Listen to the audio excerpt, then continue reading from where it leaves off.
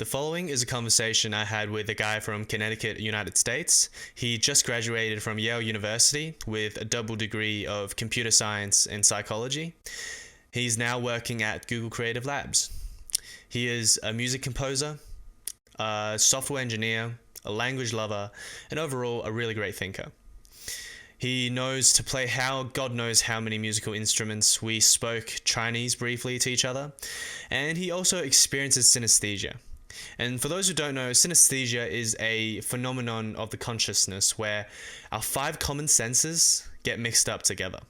So, for example, a person with synesthesia might experience whenever they touch a really cold, icy surface, they will literally taste mint, or they'll taste chili. They'll taste something on their tongues. And it's not like they imagined it. They actually taste it.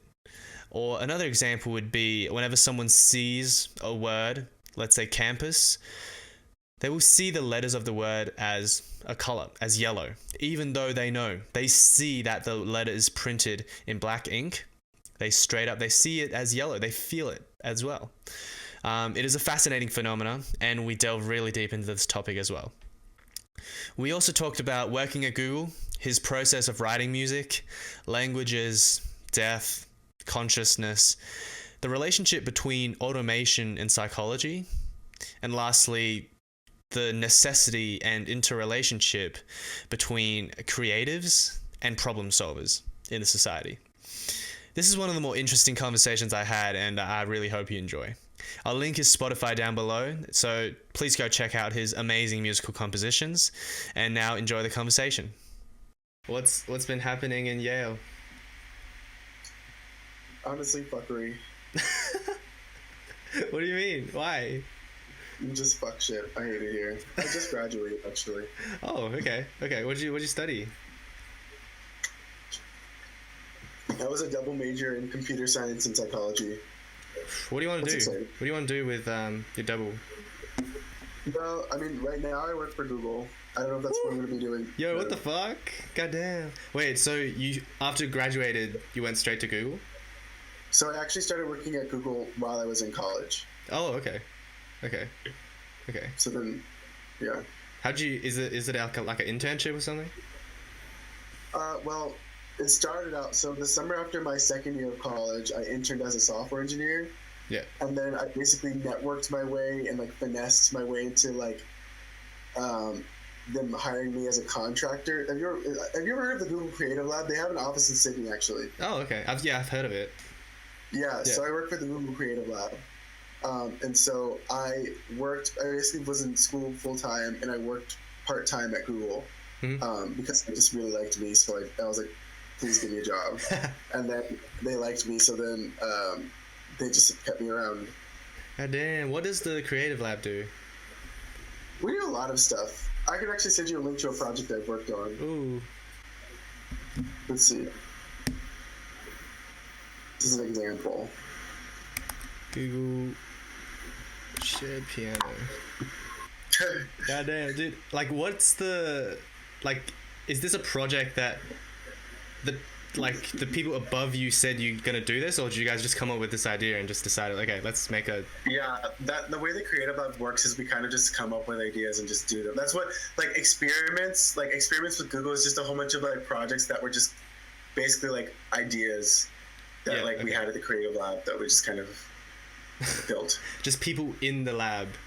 Do you guys have hierarchies, managers or coders? We do, but it's not really. For instance, in between, so I'm a creative technologist, and so in between me and the CEO of Google, there's me, there's my creative lead, and there's one other person, and then there's the CEO of Google. Jeez.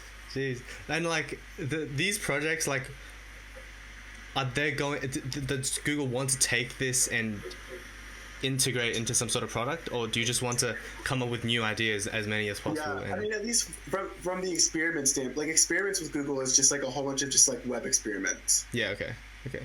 And they're not really meant to be they're just yeah, they're just small fun. Yeah. Yeah.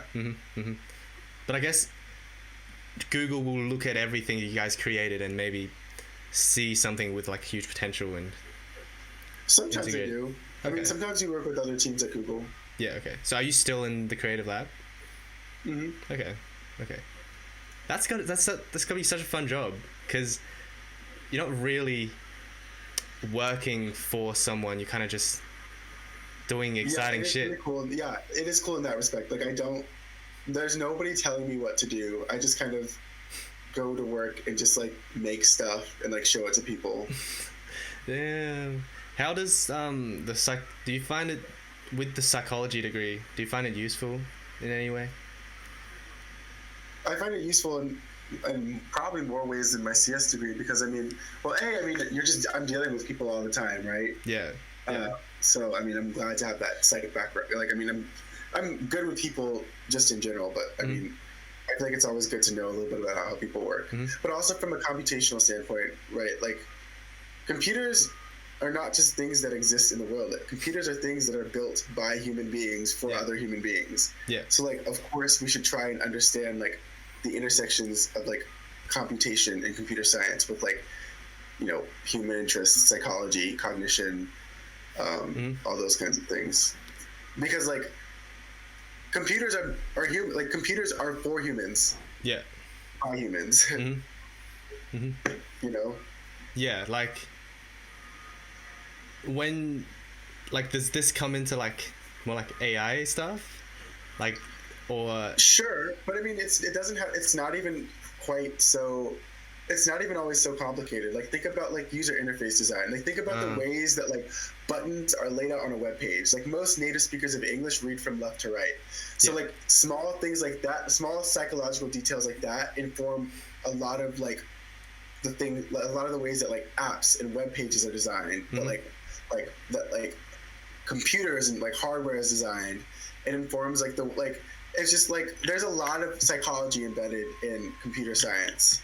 Okay, yeah. Especially when you're talking about like apps and websites and like interactive systems. That's what the entire field of user interface design and human computer interaction is, the intersection of computer science and psychology. Is this like what you went into college and wanted to go in this direction, or did we change stuff along the way? Frankly, I didn't really know what I wanted to do going to college. I kind of chose computer science because I knew I was good at it. I knew I was like decent at it and I paid well. And I also did psychology because I knew I would go crazy if I was just studying computer science all day. That's true. And luckily at Yale, it's offered as like a joint major, so it was convenient. Yeah, but do you take like other classes in first year? Yeah, I took all sorts of classes. I also have I studied Chinese all 4 years at Yale, so I have a certificate in that. I took a lot of linguistics classes. I took a few music classes. I took all sorts of classes. Damn, did you find Chinese hard? No. Oh no! Hell yeah! Do you speak Chinese? Oh yeah, I do. And then we kind of had like a 1 minute interval where we were speaking Chinese to each other. That's coming up. Basically what we said was, he was like, okay, where are you from? I was like, I'm from Beijing. And he was like, dude, Beijing people have this like really weird, funny accent that they do. I was like, yeah, sure, we sure do. So then we started making fun of the Beijing accent, the dialect, for a little bit. And then he was like, yeah, I didn't really find Chinese that hard because I've always been interested in foreign languages, and this is just another one of these things where you have to, get to know the culture and different ways information can be structured and conducted between people. And so I was like, so why did you choose Chinese? He was like, oh, there's actually a funny story. When we went in the first day of class, I went to the wrong building, and that's when he switched back to English. And then carry on. 你是中人吗？哦，我是中国人。你是来自哪儿？你是来自那个在中国哪个城市？我是来自北京。北京啊，好。不是北京人有一个很奇怪的 accent 头发，他们是like 他们的 like 饭馆儿没事儿，没事儿，有空吗？对。对对，对，我觉得学中文不太难，但是我也觉得我对外语很感兴趣，所以对我来说学中文就是学一个外语，所以慢慢不那么难。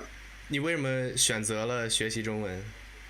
哦，其实是一个是意外的，因为我第一天的classes 的时候，I went to the wrong building and What? and I saw there's a sign that said like, oh, Chinese 110 in the basement, and I was like, fuck it, I'll just take Chinese. God damn. See, Like you were going to another class. Because I studied Latin in high school, so I would have. Oh, if I would have liked to take one semester of like, there's a language requirement at Yale. You can either take one semester of like a high level, like the highest level, or you can take like 3 semesters of like if you start a new language. Okay. So I thought I was just gonna do Latin at Yale, and then I went to this building. I was like, oh, like, how I guess I'll study Chinese. So every Yale graduate will know a second language. At least one another. Well, no is a very generous way of putting it. Every Yale graduate will have had to have taken a foreign language class at Yale. Okay. Yeah. But, yeah. Did you find it interesting into doing Chinese, like different writing and pronunciation? 很有意思。我觉得汉字非常非常有意思，非常有特色，是不是？我也很喜欢中国的文化，我也有很多中国的乐器，我有一条笛子，也有一个包舞、葫芦丝、二胡等等，所以但是这是我来有一天，like 我已经有了很 like because you know I'm a musician, so I already had like a huge 对音乐已经很感兴趣，所以我觉得。And I already had a whole bunch of Chinese instruments, so yeah, I was like, oh, I'll just learn the language too. Why not? Wait, so before you learned Chinese, you already know those instruments? I already had the instruments. Jeez. Yeah. And how did you even know, like, have the opportunity in America to get to know these? Like, do you just find out but yourself? Yeah, I just really, really, really like learning instruments. Jeez. It's not just Chinese instruments. I have like instruments from around the world. I have like Irish tin whistles. I have like an Appalachian dulcimer. I have an auto harp. I have like an ocarina. I have like all sorts of different world instruments. Do you like creating music? Like writing? I'm a composer actually. Ooh, well, what's the process that go through your head?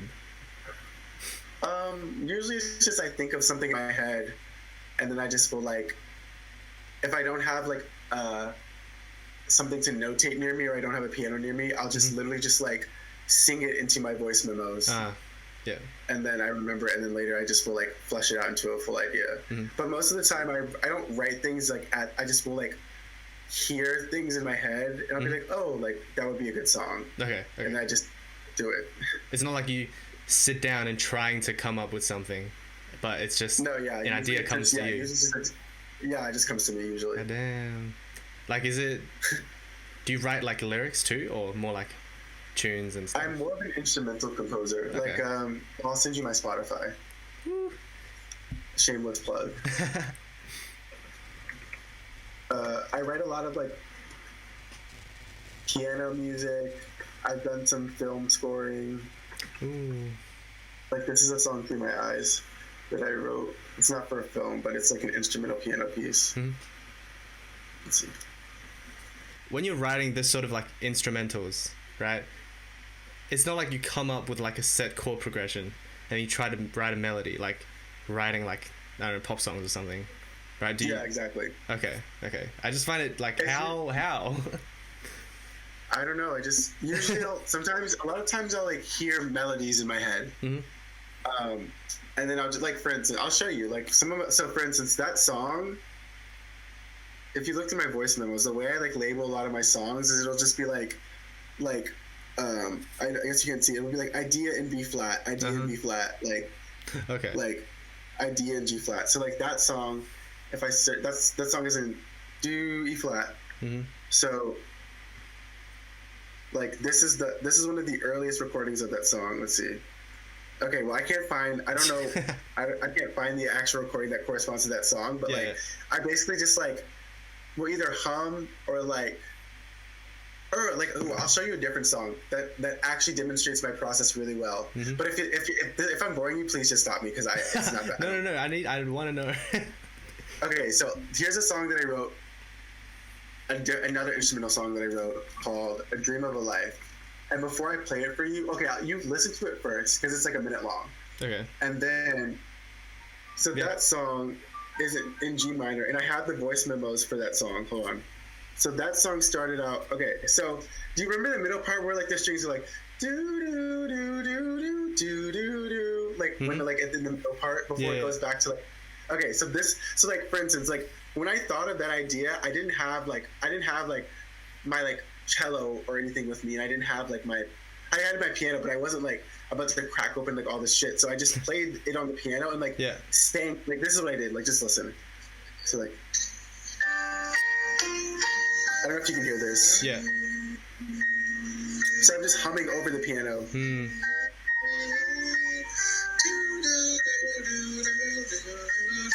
And so like if you go back to the middle part of the song, you'll hear that. Like did you like can you place that in the song? Yeah,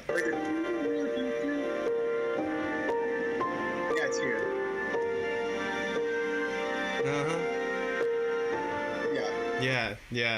Yeah. So I like had it in my head. Like I had the idea in my head. Yeah. And to make sure that I don't like to like forget, I just need something like really quick to like remind me of what the idea was, and I'll remember it. And so I just recorded my voice memo, and then when I have time, I just will sit down and like actually like flesh it out. Was that trumpet in the middle as well? Like that French horn. Oh, okay. But are you playing all these instruments, or are they like from GarageBand or something? So I do play all the instruments in that, but some of them, the piano I'm playing, the low string I'm playing, the cello I'm playing, the horn is a VST, and the clarinet and flute are also VSTs. But I can play flute. I don't play clarinet. Okay. So you start off with like a melody in your head?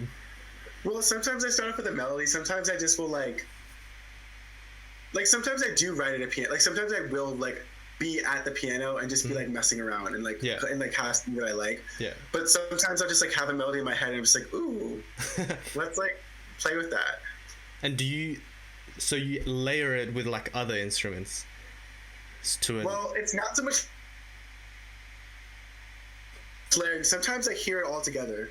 Okay. Like sometimes I already hear how all the instruments are working together. So it's not like layered per se. It's just like an ensemble, if that makes sense. Okay. So you have a melody. How do you know what keys this is in? Or you just know? I just know. What the hell? So I have perfect pitch, but also just like I don't know. You just know. Like I just know. What? So did you have it? Like so theory helps a lot when writing. It does, but I mean I've been writing music since I was like 6. When did you learn different scales and modes and stuff? Maybe when I was like 8 or 9. I'm self-taught. I just learned by reading books. Jeez. So it's possible to self-teach and damn. Okay. No, okay. I'm like almost entire. I'm an entirely self-taught composer, and I'm self-taught on most of the instruments that I play. Okay. Except for like cello. Okay. Which I started when I was 21. So. It's so fascinating when you're an artist and you're in a state when you can create these beautiful things, and I mean that's what flow is. Like like have you ever heard of the flow state? That's what flow is. Yeah. Like what the movie. It's crazy. When it happens to me though, I feel like it's not coming from like I feel like it's not me. I just feel like I'm like channeling something.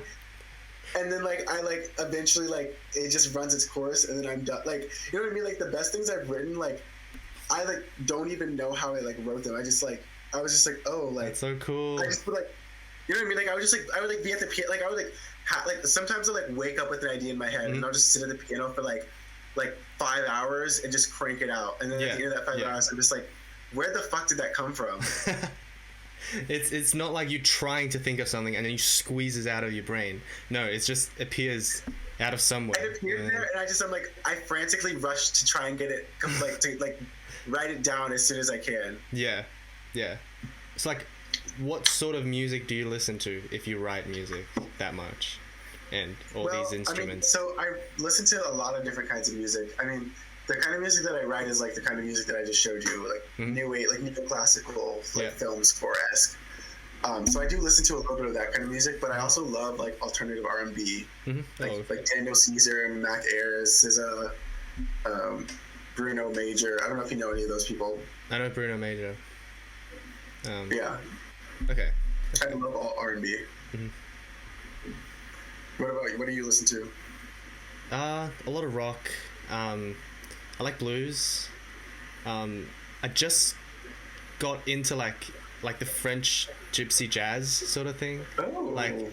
Like jazz guitar, like not like jazz started in like America, which is cool, but like with guitar and violin as the main instruments for jazz. Like, do you know Django Reinhardt?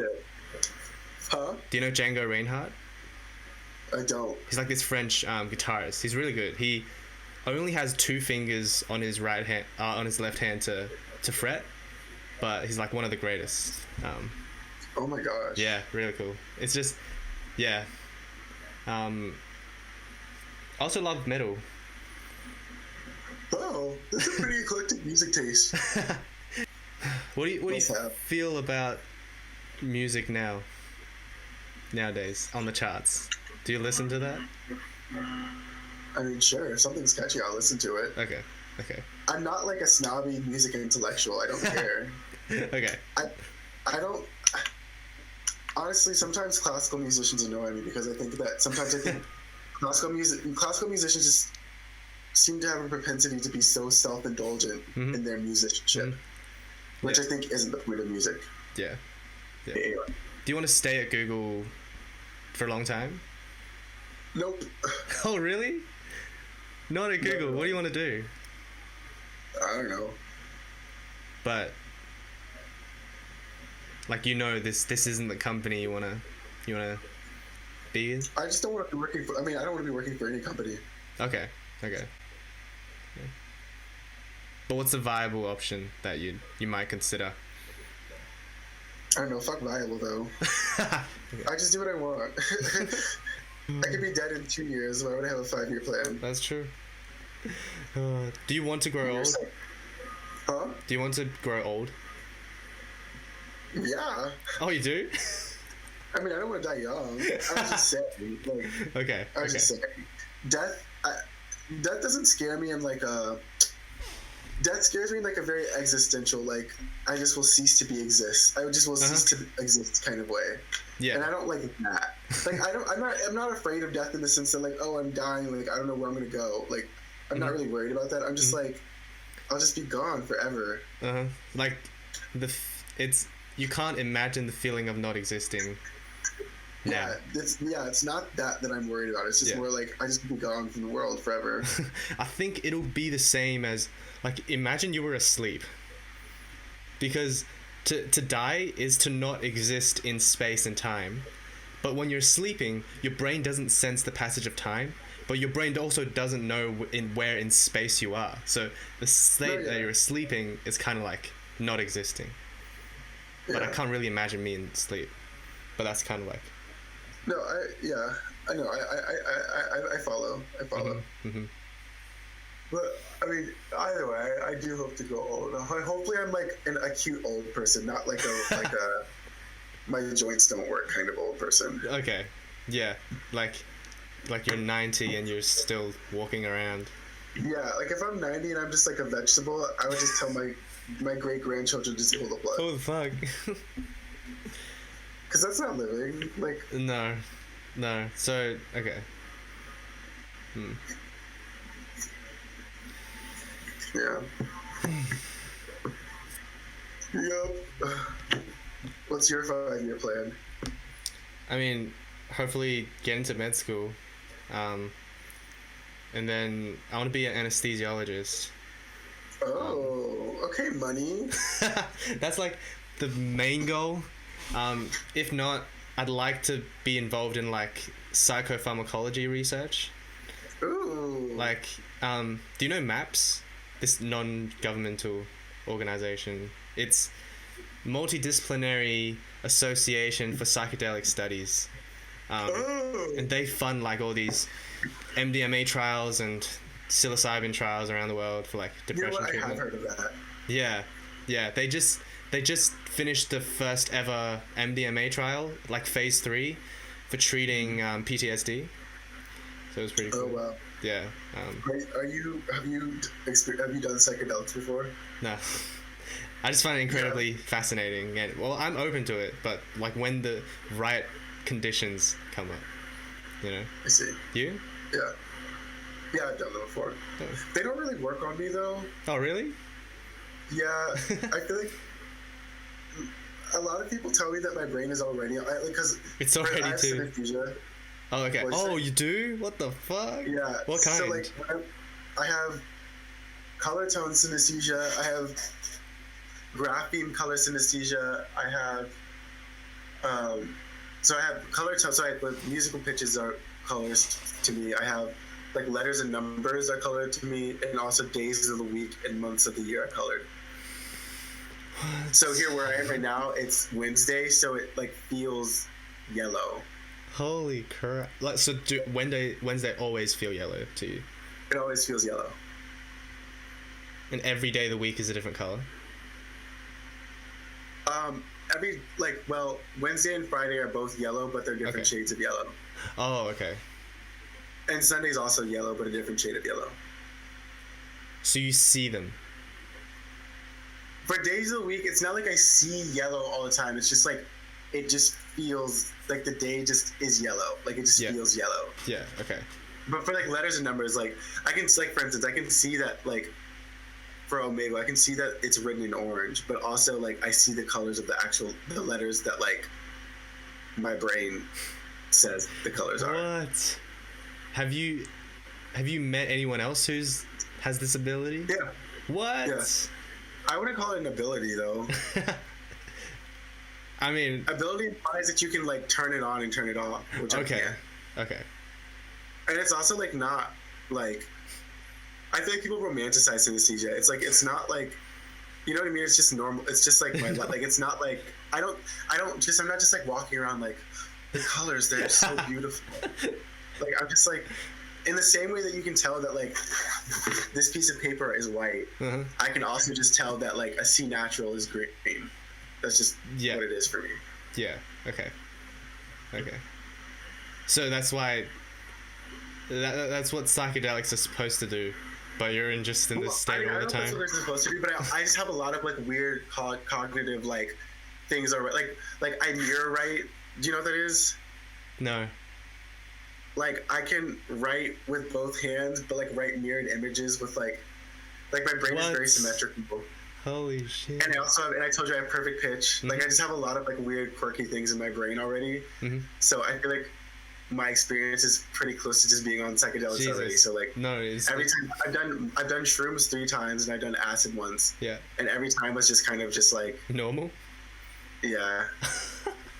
What the fuck? That's so cool. What? I don't think so. I want to have fun too.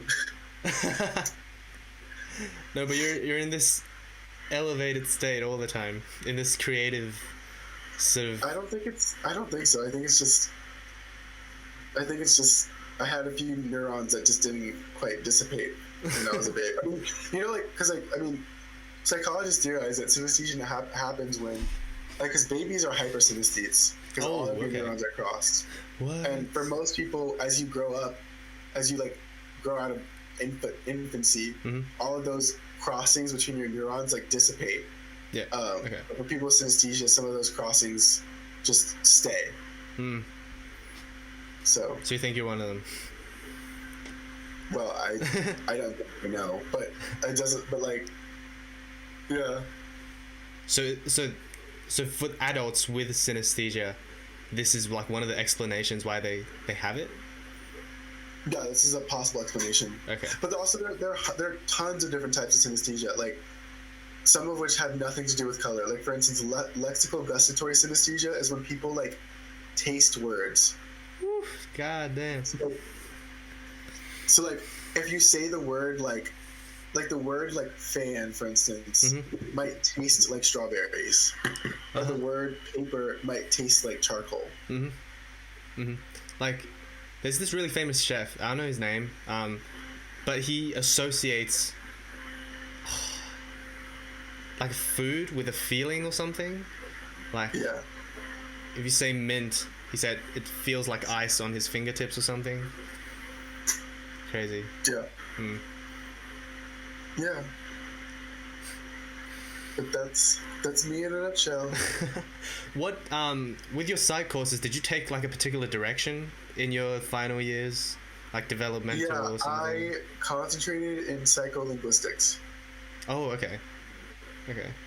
So there are a lot of linguistics, cognitive linguistics, psycholinguistics. Like, how does language affect your psych?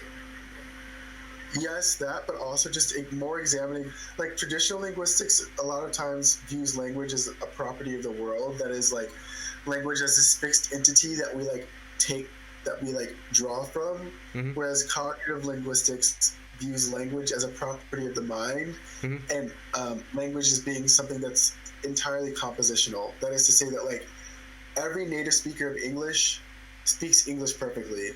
Yeah. And like English is whatever native speakers of English say English is, and not a prescriptive set of grammar rules. Okay, so language evolves from the people that speak it? Exactly. Okay, but the other view is that language is language, and people just speak that language. Okay. Yeah. Okay. I mean, that's an oversimplification of what the actual perspectives are, but like, definitely. I just can't be bothered to give the entire explanation. So basically. Okay.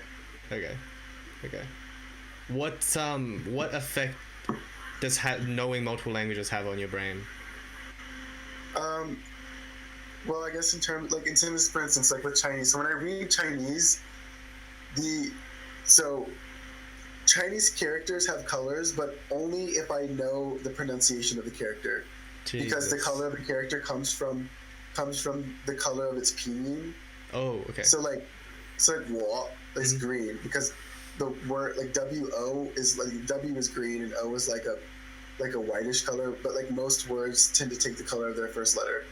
So the character Wo is green. Okay. The character Ha is orange because H is orange. The character so characters have colors, but if I see a character that I don't recognize, it won't have a color unless it looks really similar to another character that I do know the color of. Then if for some reason it'll just take that color. So your synesthesia is based on English. My synesthesia is based on the Latin alphabet. Oh, yeah, okay. Yeah. But it's also based, like, for instance, like, it's just also just the shape. Like, I could see something that looks like a 4 that isn't meant to be a 4, and it would look green to me. Like, or I could see something that, like, roughly resembles, like, a 0. Roughly resembles, like, I don't know, a 7. Even if it wasn't meant to be a 7, it would look purple to me. Yeah. Or, like, the infinity symbol is the same color as 8. Because the infinity symbol is just 8 on. Yeah. The hell. Man, the brain. The brain is crazy, dude. It is crazy. It's wild. And we know nothing about it. We know nothing about it. I'm trying to learn something about it, that's why I studied it. We'll see, though. Did you think you've learned enough about it? You can never learn enough about anything. True. I firmly believe that. I really do. You can't learn enough about anything. There's more unknown as you learn more. Yeah. Yeah, the more you learn, the more you realize you don't know shit. Yeah. did you learn much about like mental illnesses? I never took an abnormal psychology class. Okay. So not really, but I know a little bit. Why? Okay. Oh, I just like if I were to study psych, that's probably like the direction I'd take. Yeah, I didn't really focus on it, but mm-hmm. but I do think that it's interesting for sure. Okay. Yeah. So like you don't think you'd like be a psychologist? Is that like not what you want? No, because I don't want to do research. Okay. Well, it's not that I don't want to do research. It's just I don't want to be in academia. Like it's like just you don't research. I want it to be like cool research that like I found personally like fun and like meaningful, not like research for the sake of contributing to the large corpus of academic journals that already exists. Yeah. You know. Okay. Wait. I'm more pragmatic than that. Just a touch. Wait. So do you think academia as like an institution isn't attractive enough for you to be involved in? Well, it's not a value judgment. I mean, I'm not saying it's attractive or unattractive. It's just I personally do not want to go into academia. Okay. But if you have the opportunity, do you want to find out about new things and build upon what we know? Yes. Okay. But I don't need to be doing the research per se. Yeah. Okay. I could be synthesizing the research. I could be building ways to explore data, to visualize data, to, you know what I mean? Like there's a lot that goes into the creation of knowledge. Yeah. And the preservation of knowledge and the propagation of knowledge. I think it's a whole process. Yeah. Like as a software engineer in Google, what does like data mean to well, so I'm not a software engineer. I'm a creative technologist. Okay. Data is used as a noun to mean facts and statistics collected together for reference or analysis, similarly to figures and details. Do you want to hear data used in a sentence? No. Bruh. Thank you, Google. That was my Google Home. That's something. Yeah. Technology is the future. What do you want Google to improve on? Like, is that like a new product or something on an existing product you think Google can do better? Of course, I think that there are products that could be improved at Google, but that could be the same could be said about any company. I think my job is interesting because it's like I can do cool things that I like to do without feeling like I'm just selling out for Zaddy Google. Yeah. In a way that I couldn't do when I was a software engineer at Google. Yeah. Yeah. So, like, what's the culture of Google like? That's honestly what you would expect it. What you think it would be like. Like very like Silicon Valley, like just young and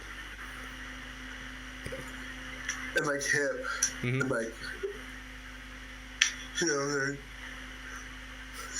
they're nap pods and like massage chairs and like ball pits and like slides and like fully stocked like snack fridges and like that's quite nice. Good damn. It's like a corporate grad school, honestly. It's crazy. I actually have, from when I was an intern, I have one of the hats, like the spinny, you know what I'm talking about? Yeah, I've seen it. Yeah, I have one of those. So do you feel like you're you're respected as a person in there? I guess so. I mean, I was well respected enough for them to hire me to keep me around and let me stay at Google part-time while I was in college. Yeah, that's good. Okay. Which doesn't really happen. Like, I wasn't an intern. I was just like, they just hired me. Yeah. Wait, so you're not even an intern? You're just there? Yeah, I wasn't an intern. I was a contractor. That's so cool. Yeah, it was cool. I hope people respect me. I feel like people should respect me irrespective of how talented or smart I am, though. I feel like everybody should be respected. Yeah, like what I meant is just they see you as an employee that just works for them, or like they see you as like a person and they care about you, and you know. I think the latter. Okay, yeah. Because frankly, I don't do that much work. I'm kind of like, I don't believe in work. I mainly get paid to walk in and give my opinions on things. Yeah. Mm-hmm. And people eat it up. They're just like, wow, your perspective. We just need that young perspective. And I'm like, okay, run me my check. Society needs more jobs like this. It does. Ideation is where it's at. Ideation is how we're gonna evolve. Not like you just sit in front of your desk and just do a monotonous thing. Yeah, we need ideation and innovation. Yeah. How do you induce innovation? Just sit there and think? Yeah. Well, and talk? No, but yes, but also just like innovation starts with identifying problem spaces, right? And life is not perfect. Society is not perfect. There will always be flaws. So innovation is about finding flaws or finding aspects of your lived experience that can be improved, and then ideate over ways that you can improve them. That's what I do. That's my job. Is like, whereas engineers implement solutions, creatives and creative technologists identify problems. Yeah. So my job is to be like, how might we XYZ in order to XYZ? Yeah. Do you think? So this is. Do you think corporations should exist? I mean, short answer, no. Long answer, maybe. Like, what is the? Okay, you said social structures can't be perfect, but what is a better social structure in your opinion? Oh, I mean, it's always easier to identify problems than to come up with solutions. So I'm not purporting to have a solution, and I'm not even trying to. But what are the problems in America? There are a lot of problems in America. I mean, poverty, wealth gaps, systemic racism, and sexism. The list goes on. Mass incarceration, police brutality, implicit bias, honestly. Yeah. The list goes on and on. But do you think the American political structure can solve these problems? At least have the capacity? Like, there is a chance. Well, I think the problem is that we're trying to use politics to solve what are really human rights issues. I think we will always run into trouble when we try and politicize human rights issues because it's not politics. Yeah, it's a riot. Yeah. Like Black Lives Matter is not a political movement. Yeah, no. It's a human rights movement, but it's continued to be politicized. Yeah, no, there's so many things that are politicized, like climate change. Yeah, exactly. There's no reason for that to be politicized. Yeah. Frankly, we also just need to reframe that entire conversation from save the planet to save the humans, because the Earth will be fine. Yeah. The Earth has been around for billions of years. The climate change is just the Earth's form of a fever. The Earth is just getting rid of us. Yeah. So that it can go back to the way it was. Yeah, exactly. The Earth is completely fine. Save the humans. Yeah, it's us that's in danger right now.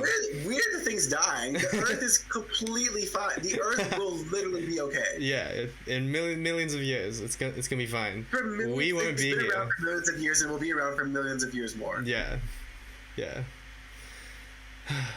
And like, I just don't like how you have to elect representatives who doesn't necessarily represent you in your area. And like, it's a bunch of old people sitting in a room making decisions while they're earning a stable paycheck, but shutting down businesses, and they're debating whether they should get some money while sitting here and having like nothing to worry about. Exactly. It's crazy. It's crazy. And I could go on about it all night, but unfortunately I do need to go to bed because I have to be up early in the morning. What's the time? Work. It's 1:45 a.m. Oh, Jesus. Was nice talking to you. What time is it there? Sorry? What 3:45 p.m. Oh, okay, so you're chilling. Yeah. Well, I'm going to hit the hay, Zach. It was a pleasure meeting you and talking to you. Maybe I'll run into you again. Hell yeah. You're one of the more interesting chats on Omegle. Likewise. Until next time. Hell yeah. Keep going at Google until you don't feel like it anymore. And then you can do whatever you want. Good luck with health sciences. Yeah, thanks, man. Good luck with med school. Peace. See ya. And that was it. I really enjoyed that conversation. He is a very interesting person, very knowledgeable in many areas, including those that I am fascinated by. I hope we had more time to talk, but that's the beauty of conversations and exchange of ideas. And for the time we had, it was great. So, and now I really hope you enjoyed that, and we'll catch up another time.